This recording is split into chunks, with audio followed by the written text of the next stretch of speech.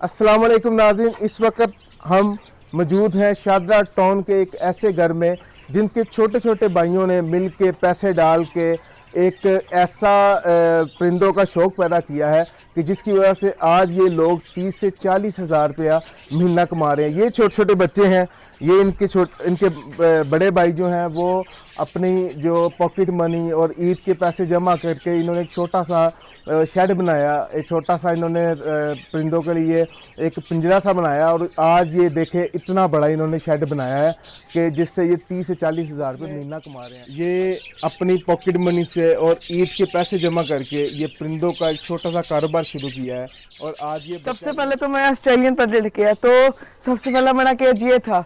तो उसके बाद जब मेरे छोटे छोटे बहन भाई थे वो पैसे इकट्ठे करते थे, जब ईद के पैसे इकट्ठे होते थे वो पैसे इकट्ठे करके हम सब वो पलते, जब मामा से पैसे मिलते पापा से वो पैसे इकट्ठे करके फिर हमने पैसे इकट्ठे करके ये केज बनवाया।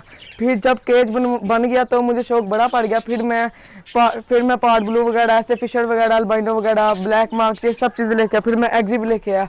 फिर मैं फिंच वगैरह ये बेंगलेस फिंच गोल्डन फिंच। स्टार्टिंग में तुम कितने पैसे कमा रहे थे? स्टार्टिंग थी जब मैं 10-15 हज़ार कमा रहा था। जब मैंने बड़ा केज बनाया, जब बड़े जानवर रखे, अब मैं महीने का 30 से 40 हज़ार रुपये कमा रहा हूँ। 30-40 हज़ार रुपये कमा लेते हैं? जी मैं बिल्कुल 30-40 हज़ार रुपये कमा लेता हूँ। अच्छा, तो साथ स्टडी भी कर रहे हो? तो स्टडी छोड़ जी मैं साथ स्टडी भी कर रहा हूँ, साथ अपना शौक भी कर रहा हूँ। तो कितने पैसे इस वक्त आप इनसे कितने पैसे कमा लेते हैं? इस वक्त मैं इससे 30 से 40 हज़ार रुपये कमा रहा हूँ। 30 से 40 हज़ार रुपये कमा लेते हैं? जी बिल्कुल। स्टडी भी कर रहे हो तो स्टडी छोड़ दी? नहीं, स्टडी भी साथ कर रहा हूँ। और इन लोगों को क्या कहोगे आप?